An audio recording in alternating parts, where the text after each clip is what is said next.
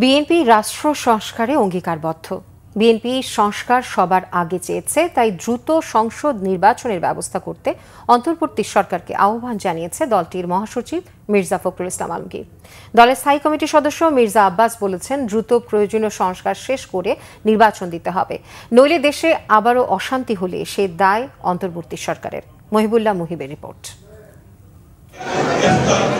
জাতীয় প্রেস ক্লাবে বাংলাদেশ ফেডারেল সাংবাদিক ইউনিয়ন ও ঢাকা সাংবাদিক ইউনিয়নের ইফতার মাহফিলে বিএনপি মহাসচিব মির্জা ফখরুল ইসলাম আলমগীর বলেছেন, দেশে গণতন্ত্র প্রতিষ্ঠার জন্য দ্রুত জাতীয় নির্বাচনের রোডম্যাপ দিতে হবে।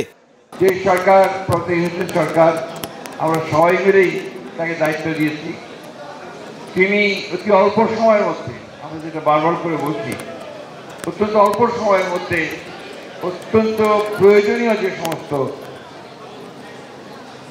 সংস্কারগুলো প্রয়োজন, সেই সংস্কারগুলো করে দ্রুত জাতীয় সংসদ নির্বাচনের দিকে যাবে। যত দেরি হবে তত বেশি আবার এই বাংলাদেশের পক্ষে যে শক্তি, সেই শক্তিকে পরাজিত করবার জন্য এর বিরুদ্ধ শক্তি অর্থাৎ ফ্যাসিস্ট শক্তিরা আবার মাথা চালিয়ে উঠতে শুরু করে দিতে হবে।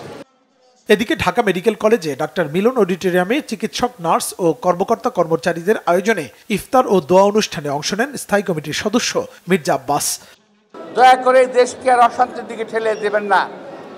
কয়েকজন তথাকথিত বুদ্ধিজীবীর পরামর্শে দেশটাকে কখনোই আর অশান্তির দিকে ঠেলে দিবেন না। আমরা শান্তি চাই। নির্বাচনের জন্য যেটুকু সংস্কার প্রয়োজন ওইটুকু সংস্কার করেন শুধু নির্বাচনের জন্য। নির্বাচন করার পর, নির্বাচনের পরে দেশে নতুন সংসদ আসবে, ও যেই আসুক, এনসিপি আসুক, জামাত আসুক, বিএনপি আসুক, যেই আসবে তাকে আমরা সালাম দিয়ে মেনে নেব। সংস্কার কমিশনের সদস্যরা অন্তর্বর্তী সরকারের প্রধান উপদেষ্টাকে ভুল বোঝাচ্ছেন বলে সন্দেহ তার। জেরা করবে। মুহিবুল্লাহ মুহিব, বাংলা ভিশন, ঢাকা।